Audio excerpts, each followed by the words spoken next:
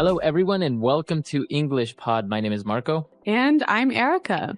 And today we have a fun and scary dialogue. That's right. This lesson is full of language you can use to talk about being scared. All right, so we're going to be looking at a scary lesson today, and we have nothing to preview, so let's listen to this dialogue and see why everyone is so scared.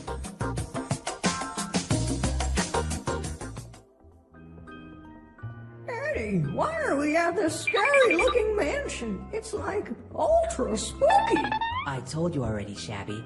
The owner of the house says there's a ghost haunting his house, so we have to go in and investigate.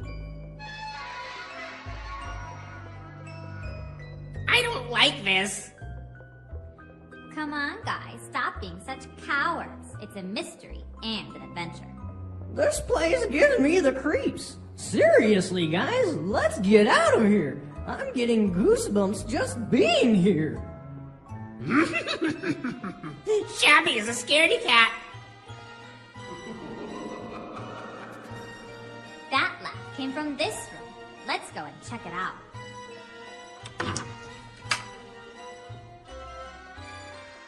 Look, a ghost! Run!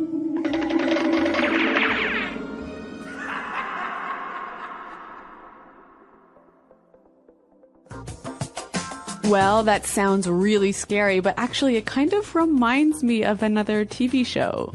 Very similar to another TV show, but it's different. Okay, but some interesting language that you can use to talk about things that are scary, so why don't we look at that now in Language Takeaway? Language takeaway. So let's start with the very first line of our dialogue.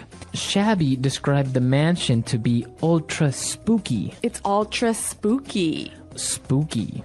So, okay, we've got two interesting words here, ultra and spooky. Now, spooky is scary, right? It's a little bit scary. It maybe makes you feel a little bit uncomfortable, or maybe it makes you feel a little bit scared. Okay, so not very scared. Not super scared. But ultra spooky. So ultra is another way of saying super or very or really spooky. So if it's ultra spooky, then it's very scary. Okay. All right. So our next word, they said that in the house there is a ghost haunting the house. Okay. There is a ghost haunting his house. Okay. So the verb to haunt. Okay, to hunt. So the ghost is coming to the house frequently and not letting them live in peace. When a ghost haunts something, it visits it often and scares it. Exactly. Now, they were all afraid and they didn't want to go in, and so Wilma called everyone cowards. Stop being such cowards. Cowards. So a coward. A coward is a person that's not brave. A person who's scared of everything. Exactly. So they were being cowards. They were afraid. So that's why they didn't want to go in. Well, speaking of being afraid, Shabby said, I'm getting goosebumps. Goosebumps. To get goosebumps. All right, to get goosebumps. Now, goosebumps, it may sound a little bit strange, but it's very easy when you're scared or maybe you're cold. Mm-hmm. The skin on your arms or on your back, it gets a little bit bumpy. So your skin looks like chicken skin. Exactly, chicken skin. And that's actually how we call it in Spanish, chicken skin. But this is goosebumps, so I guess it's kind of similar. A goose? Yeah, same idea. Goosebumps. All right, and finally, Scruffy said, Shabby is a scaredy cat. A scaredy cat. A scaredy cat. You're a scaredy cat. Well, a scaredy cat is not really a cat, right? No. It's a person who is afraid of everything. Okay. Similar to a coward. But more informal. Much more informal. So somebody is a scaredy cat. And I think even a little bit more juvenile. As so adults, children use it. Yeah, as adults, you wouldn't say he's a scaredy cat. All right, great. So some interesting, scary language. I think we need to hear it one more time, slowed down in the dialogue. Eddie, why are we at this scary-looking mansion? It's like ultra spooky. I told you already, Shabby. The owner of the house says there's a ghost haunting his house, so we have to go in and investigate. I don't like this. Come on, guys. Stop being such cowards. It's a mystery and an adventure. This place gives me the creeps. Seriously, guys, let's get out of here. I'm getting goosebumps just being here. Shabby is a scaredy cat. That laugh came from this room. Let's go and check it out. Look, a ghost! Run! Okay, so now that we understand all the vocabulary we saw in language takeaway, why don't we take a look at two phrases now in Fluency Builder? Fluency Builder. Well, Shabby said, we're at this scary-looking mansion. Scary-looking mansion. So a scary-looking mansion. Okay, so the mansion looks scary. All right, so a mansion is a big house, right? That looks very scary. Now, this is a really useful and helpful pattern you can use with English. Something looking, so adjective looking. Right, so you can say good looking. And there's lots of examples, so why don't we hear a few more now? Example 1. That guy is making me nervous. He's really creepy looking. Example 2. I saw the craziest looking house today. It was built upside down. Example 3. What a nice looking dog. Can I pet him? All right, great examples, and now we know how we can combine looking with different adjectives. Our next phrase, Shabby said, this place gives me the creeps. All right, gives me the creeps. To give someone the creeps. So if something gives you the creeps, it makes you feel uncomfortable and scared. Maybe scared, maybe nervous. Okay, so why don't we give some examples? I could say, hey, Marco, see that guy over there? He keeps looking at me. He's giving me the creeps. Okay. Or I can say, clowns give me the creeps. Oh, that's right. You're afraid of clowns. I am afraid of clowns. Okay. They give me the creeps. All right. Well, it's a really helpful, useful phrase to use when you're talking about being afraid. Now, why don't we listen to the dialogue one final time? Eddie, why are we at this scary-looking mansion? It's like ultra spooky. I told you already, Shabby.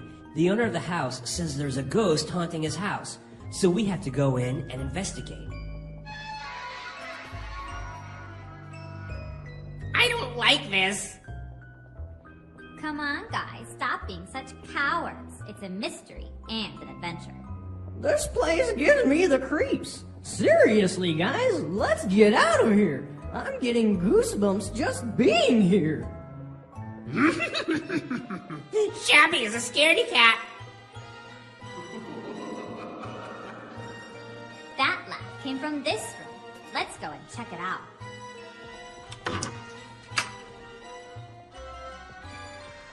Look, a ghost! Run!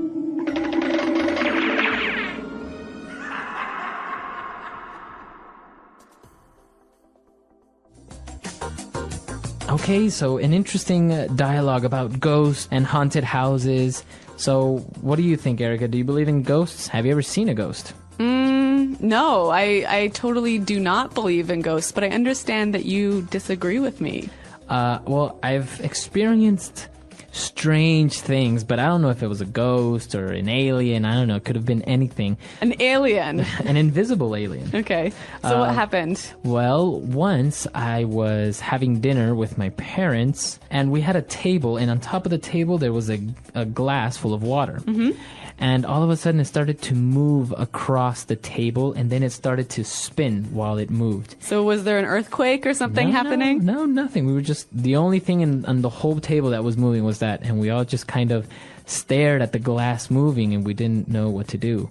And then my mom started kind of giggling, a nervous laugh, and we really didn't know what happened. Now, I understand that in Latin America, people are more superstitious. They believe more in ghosts, right? Exactly. In Latin America, people are very superstitious. They believe in ghosts or in spirits, or we have a lot of urban legends about, like a leprechaun that lives under a bridge, or somebody's grandma that comes and haunts them or visits them at night and stuff like that. So, yeah, Latin American people are very superstitious in this sense. Yeah, I think in Anglo countries, it's a little bit less common to say that you believe in ghosts. Like maybe inside you think ghosts are true, but you wouldn't really tell people that. Right. I think the difference would be that you have a different type of superstition. Like people are afraid of black cats. Right. Or the floor or the number 13. Yeah, or opening your umbrella in a house. Exactly. Yeah. So because they consider it to be bad luck, but not because something like a ghost or an alien is going to come out and eat them. So, listeners, why don't you tell us what you think about ghosts? Are people superstitious in your country? Do they believe in ghosts? The English Pod Audio Review. Listen to the meaning, then say the vocabulary word. Make someone scared and uncomfortable. Creep out. Very disturbing or frightening. Chilling. Unable to be explained by science. Supernatural. Strange and a little frightening. Spooky. Extremely scary. Terrifying. Frightening in appearance. Scary looking. Strange or scary. Creepy. A very large house. Mansion. A ghost lives or visits a place. Haunt. To try and get information about something. Investigate. Someone who is too afraid to do what is right. Coward. Small bumps on your skin caused by fear, cold, etc. Goosebumps. Someone who is always scared of things. Scaredy cat. Let's try that faster. Strange or scary. Creepy. Strange and a little frightening. Spooky. Make someone scared and uncomfortable. Creep out. A ghost lives or visits a place. Haunt. Frightening in appearance. Scary looking. Unable to be explained by science. Supernatural. A very large house. Mansion. To try and get information about something. Investigate. Someone who is always scared of things. Scaredy cat. Someone who is too afraid to do what is right. Coward. Very disturbing or frightening. Chilling. Small bumps on your skin caused by fear, cold, etc. Goosebumps. Extremely scary. Terrifying. Now say the word and hear it in a sentence. Scary looking.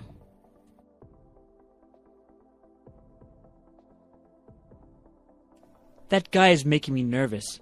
He's really creepy looking. Scary looking.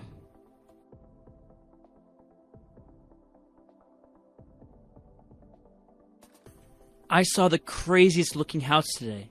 It was built upside down. Scary looking.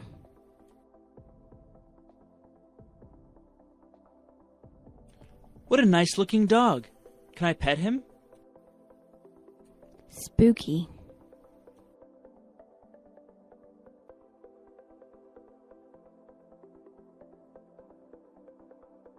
Whenever I walk by the Main Street graveyard, I get a really spooky feeling that someone is following me. Spooky.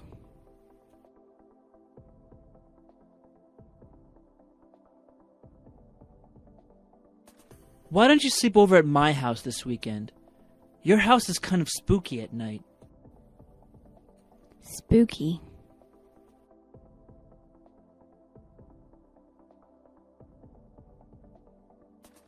That was so spooky! The TV turned on while I was out of the room.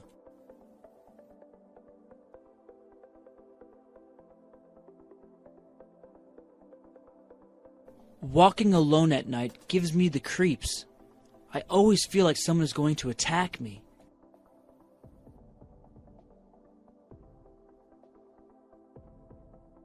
Mr. Crane gives me the creeps whenever he tries to touch me.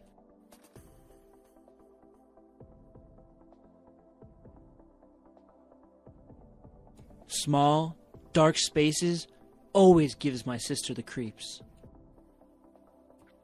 Goosebumps.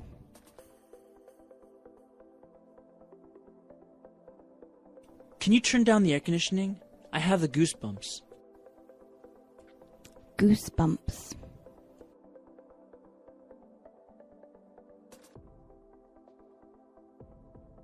When I think about how the murderer lived near my house, I get goosebumps. Goosebumps.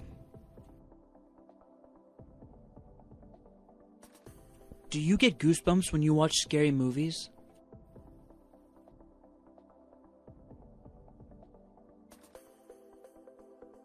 I swear the ghost of Old Man Fink haunts my dreams every night.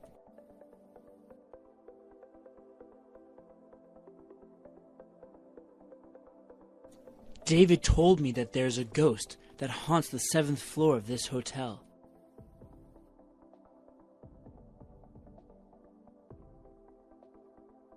Weird things happen in that house. I think it must be haunted.